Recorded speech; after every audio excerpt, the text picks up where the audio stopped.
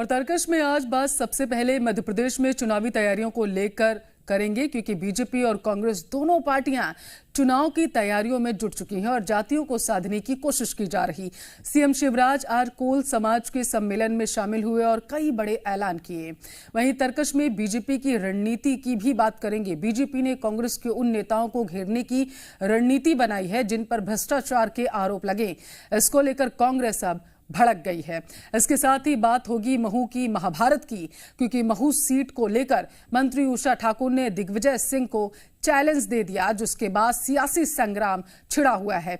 तरकश में बात करेंगे आरएसएस की। दरअसल केरल के मंदिरों में आरएसएस की शाखा लगाने पर बैन लगा दिया गया है, जिसको लेकर गृह मंत्री नरोत्तम मिश्रा ने कांग्रेस पर तुष्टीकरण की राजनीति करने का आरोप लगाया है। और आखिरी में आपको दिखाएंगे कि छत्तीसगढ़ में अपराध को लेकर किस तरीके से सियासी घमासान मचा हुआ है।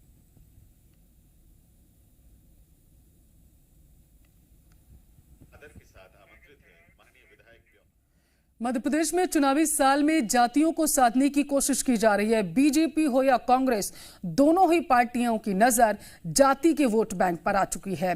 भोपाल में आज सीएम शिवराज सिंह चौहान कोल समाज के सम्मेलन में शामिल हुए और कई बड़े ऐलान किए, जिससे साफ हो गया कि इस बार के चुनाव में जाति फैक्टर हावी रहेगा।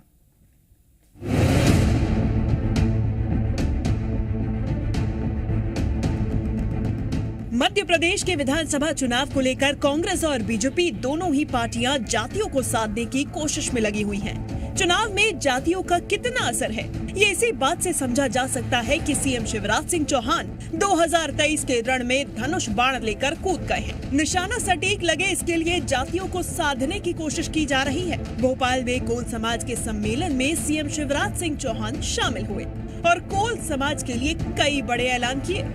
कोल समाज के लिए ऐलान, त्योथर की कोल गढ़ी का जीर्णोद्धार किया जाएगा। भगवान बिरसा मुंडा की पुण्यतिथि से कार्य शुरू होगा।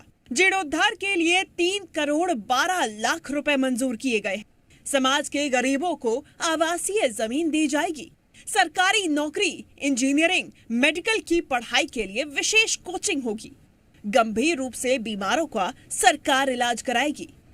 इन ऐलानों से साफ है कि इस बार हर समाज की, हर पार्टी को दरकार है। बीजेपी नहीं चाहती है कि एक छोटी सी चूक चुनाव में बड़ा नुकसान कर दे। इसीलिए तो सीएम शिवराज सिंह चौहान ने कोल समाज का सम्मान वापस लौटाने का काम करने की बात कही है। जून के प्रथम सप्ताह में आप तारीख तय कर लो, मेरी तारीख ले लो। कोल गढ़ी का पुनर्निर्माण का शिलान्यास कर दिया जाएगा। केवल कोल गढ़ी नहीं बनेगी, आप बैठिए, केवल कोल गढ़ी नहीं बनेगी, हम कोल समाज का सम्मान वापस लौटाने का काम करेंगे। हाल ही के दिनों में बीजेपी और कांग्रेस ने कई जातियों को लेकर सम्मेलन किया, यानी चुनाव से पहले सभी को साथ जोड़ने की कवायद की जा रही है और बड़े बड़े ऐलान भी किए जा रहे हैं। मुझे बताते हुए प्रसन्नता है कि कोल गढ़ी के जीर्णोद्धार के लिए जब आपने मांग की थी सतना में, तो हमने 3 करोड़ 12 लाख रुपया स्वीकृत कर दिए हैं। कोल गढ़ी का जीर्णोद्धार होगा। भव्य कोल गढ़ी अब तैयार की जाएगी। सीएम शिवराज सिंह चौहान ने आज कोल समाज के बच्चों और युवाओं के लिए भी अपना पिटारा खोल दिया। कोल समाज आगे बढ़े, इसके लिए सबसे जरूरी है कि उनके बच्चों को अच्छी शिक्षा के साथ साथ कोचिंग भी मिले। इसको देखते हुए सीएम शिवराज सिंह चौहान ने सरकारी नौकरी, इंजीनियरिंग, मेडिकल की पढ़ाई के लिए विशेष कोचिंग कराने का भी ऐलान किया है। नंबर 2, सरकारी नौकरियों में भर्ती के लिए कोचिंग भी दे। और केवल इतना ही नहीं, डॉक्टरी की परीक्षा में जिसको नीट कहते हैं, इंजीनियरिंग की परीक्षा जिसको जेई मेंस कहते हैं, उनमें भी हमारे बच्चों को बैठना चाहिए। तो मैं चाहता हूं कि ये समाज भी अभियान ले भाई हाथ में। कितने बच्चे बैठ सकते हैं, उनकी भी ढंग से ट्रेनिंग हो। अगर एडमिशन हो गया तो फीस की चिंता मत करना, फीस भी मामा ही भरवाएगा। कितनी भी फीस हो, चाहे प्राइवेट की हो चाहे सरकारी की हो, तो बच्चे आगे आने चाहिए। चुनाव से पहले इस तरह के ऐलान कितना असर करेंगे, ये तो वक्त के साथ ही पता चलेगा। लेकिन इस बार मध्य प्रदेश में जातियों को साधने के लिए सौगातों की बरसात हो रही है। वहीं कांग्रेस भी बीजेपी से पीछे नहीं है। कांग्रेस की ओर से भी घोषणाओं की बरसात की जा रही है, यानी चुनावी तैयारियों पर जाति का फैक्टर हावी नजर आ रहा है। ब्यूरो रिपोर्ट, जी मीडिया। जातियों को साधने की सियासत को लेकर बीजेपी और कांग्रेस में संग्राम छिड़ा हुआ है और नेता एक दूसरे पर आरोप लगा रहे हैं। शिवराज सिंह जी ने आज कौल समाज को संबोधित करते हुए कहा है कि कौल समाज ने अंग्रेज हुकूमत से लड़ाई लड़ी, इसमें कई बहादुर थे। तो मैं भी कहता हूं कि कौल समाज हमारे पूरे देश को गौरवान्वित करने वाला एक समाज है, संघर्षशील समाज है, देश प्रेमी समाज है, राष्ट्रवादी समाज है। मगर मुख्यमंत्री जी ये बोलने के पहले आप जरा ये सोच लेते कि आपके बगल में कौन बैठते हैं। तो आज कौल समाज की तुलना आप अंग्रेजों से लड़ने वाले में कर रहे हैं और अपनी बगल में अंग्रेजों की दलाली करने वालों के साथ बैठते हैं। तो एक कैरेक्टर तो अपना स्पष्ट कीजिए। और यदि कौल समाज से पूरा देश गौरवान्वित है, उसमें आप भी सबसे पहले 1923 में देश से गद्दारी नेहरू जी ने की। नेहरू जी ने नाभा में क्षमा मांगी, माफी मांगी अंग्रेजों से। और मोतीलाल जी चिंतित थे उनके पिताजी की, ये लड़का अभी से जेल चले जाएगा तो करेगा क्या, और जेल में अंगूर भी मिलते हैं। तो भाई पहले तो उसका जवाब दे दो। 23 के पहले तो हम लोग कहीं नहीं थे। 1923 के पहले कहीं थे क्या? तो पहले तो 1923 का जवाब सबसे पहले वो देते, फिर आगे की बात। और ज्यादा जानकारी लेंगे भोपाल से जी मीडिया संवाददाता आकाश द्विवेदी इस मामले पर जुड़ चुके हैं। आकाश, हर वर्ग को साधने के बाद इस बार बीजेपी की नजर कोल समाज पर, तो क्या मान लिया जाए कि इस बार का विधानसभा चुनाव पर जाति फैक्टर हावी रहने वाला है?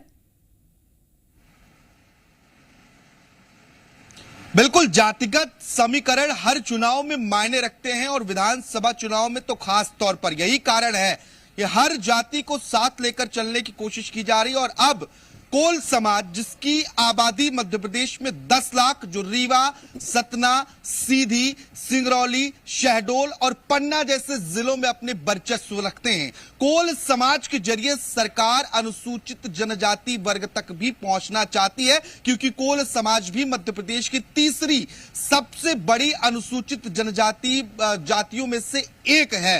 और यही कारण है कि अब इसे साधने की कोशिश की जा रही है। दरअसल 1 दर्जन से ज्यादा ऐसी सीटें हैं जहां पर कोल समाज अपना वर्चस्व रखता है।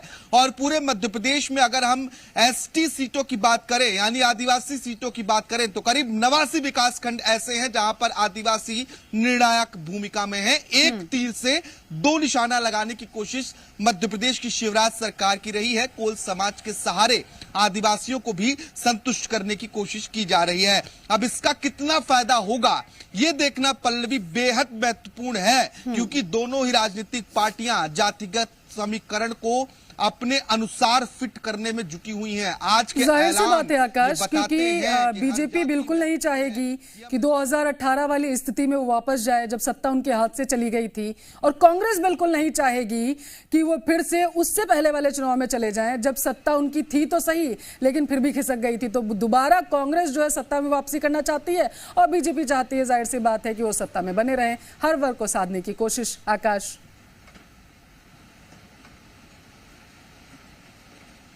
निश्चित तौर पर, क्योंकि 2018 के जो चुनाव परिणाम रहे वो बीजेपी के लिए प्रत्याशित नहीं रहे, और यही कारण है कि 2023 में उस नतीजों को भारतीय जनता पार्टी एमपी में दोहराना नहीं चाहती है। कांग्रेस की मंशा है कि इस बार बहुमत से सरकार में आए, यानी कि पिछली बार से ज्यादा सीटें लाई जाए, जिससे पिछली बार जैसे हालात न बने। और यही कारण है कि टिकट बंटवारे में भी जातिगत समीकरण हमें देखने को मिलेगा। उसके ठीक पहले, चाहे हम भारतीय जनता पार्टी की बात करें या कांग्रेस पार्टी की बात करें, दोनों ही पार्टियां सम्मेलनों के जरिए जातिगत समीकरण को साधने की कोशिश कर रही हैं।